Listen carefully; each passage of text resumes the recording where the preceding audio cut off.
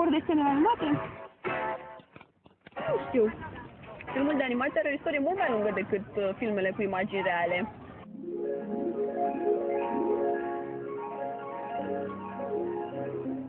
Prima încercare serioasă de a proiecta un desen în mișcare pe un ecran a fost în 1640. Atunci, germanul Kircher a pus bazele lanternei magice, un dispozitiv ce folosea imagini desenate pe sticlă, la fel ca diapozitivele actuale.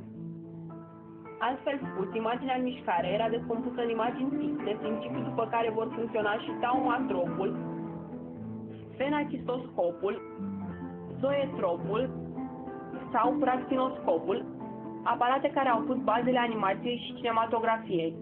În anul 1888 a apărut teatrul optic. Desenele erau pictate pe o bandă transparentă și proiectate cu ajutorul lanternei magice.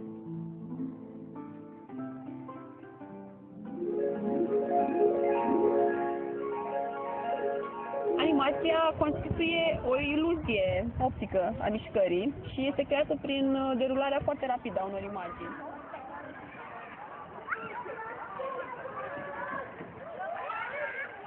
Dar în România cum au apărut desenele animate?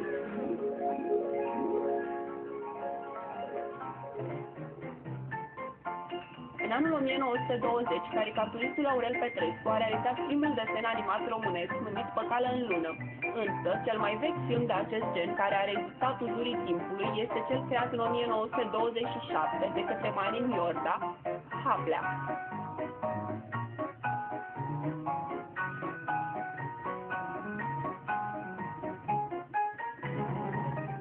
De-a lungul istoriei filmului românesc s-au mai remarcat și alți caricaturiști, dar cel care a adus un renume mondial animației românești este Ion Popescu Gobo, părintele omulețului.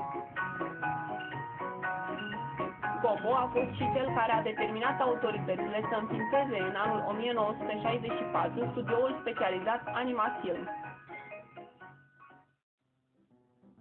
Acest studio a agrupat încă de la început crema desenatorilor din România, printre care Sabin Bălașa, Radu Igazdac, Luminița Cazacu, Adrian Pețingenaru, Victor Antonescu, Nel Cobar. Deși Animafilm a devenit o marcă de încredere pe întreg mapamontul, studioul nu a fost ocolit de cenzură. De exemplu, coproducția Robinson Crusoe a fost interzisă spre difuzare pe motiv că negrii mănâncă albi la ceaun. Chiar dacă înainte de 89 existau destule animații, copiii aveau parte de acestea doar câte 5 minute în fiecare seară și câte 10 minute în cadrul programului Gala Desenului Animat din fiecare sâmbătă după amiază. Fie că erau producții românești sau bucățele de filme Disney preluate fără autorizație, Gala Desenului Animat era singura oază de televiziune în noianul propagandist înainte de Revoluție. Pe lângă acestea se mai difuzau desene din celelalte țări comuniste, cum ar fi Lolek și Bolek, sau Muzaic Pagadi. Multe dintre desenele animate care au avut succes abia după Revoluție au fost interzise în perioada comunistă doar pentru că unele personaje semănau prea mult cu iubiții conducători. De exemplu, Elena Ceaușescu a avut neșansa să semene cu Oliv din Popei Marinarul, motiv pentru care acest desen a fost exclus de pe micile ecrane. Tot într-o situație asemănătoare s-au aflat și cei 101 dalmațieni și Tom și Jerry. Potrivit principiilor de atunci, 101 dalmațieni instiga copiii să adopte animale de casă, un obicei considerat impropriu din punctul de vedere al stilului de viață din perioada comunistă, iar cele două personaje, Tom și Jerry, erau considerate prea violente pentru copii.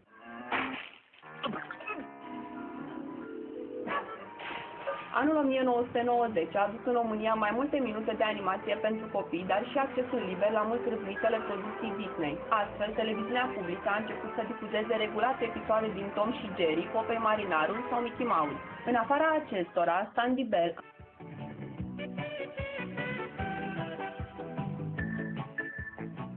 Captain Planet,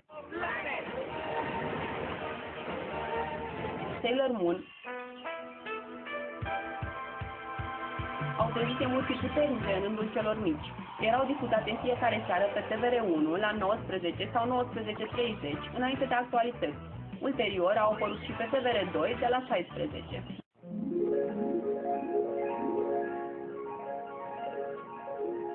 După 95, abundența de desene a făcut ca, încet, încet, savoarea acestora să se dilueze fie în banalitate, fie în violență.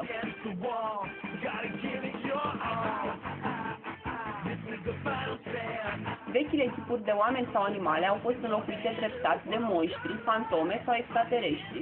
Apariția primelor posturi de desene animate în România, Cartoon Network, Fox Kids sau Minimax au diversificat și mai mult oferta.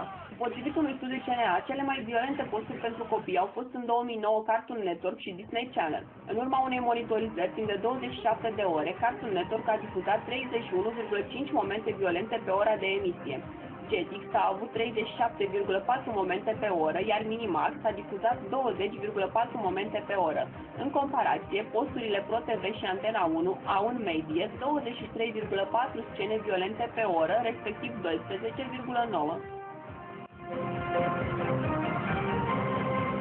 Mie îmi place Scooby-Doo pentru că este cu fantome.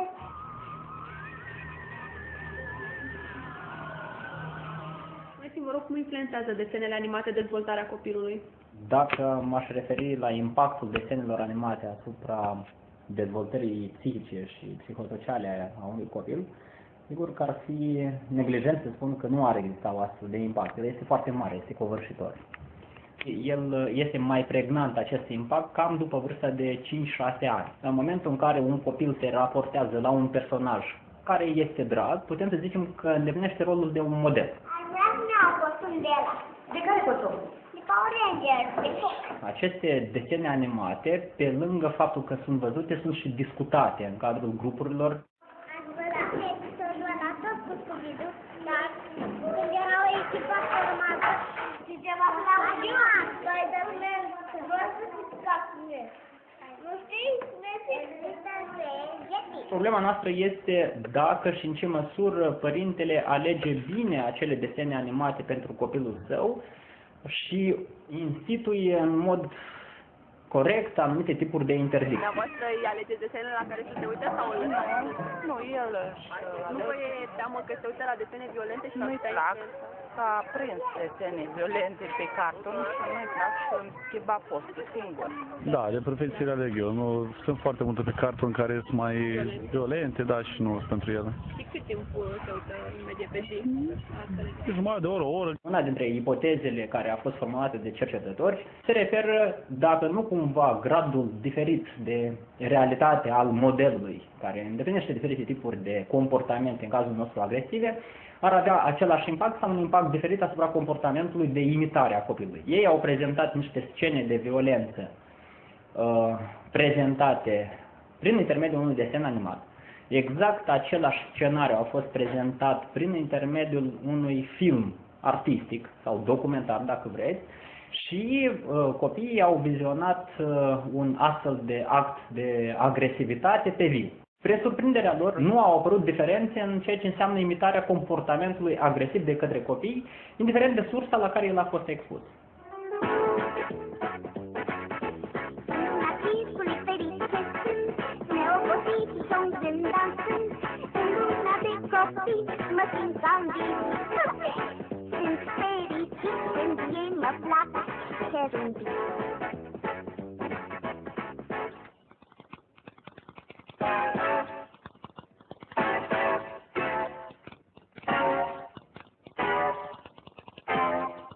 Prietenii lor au buțeat, inima mea păsă dau cânta.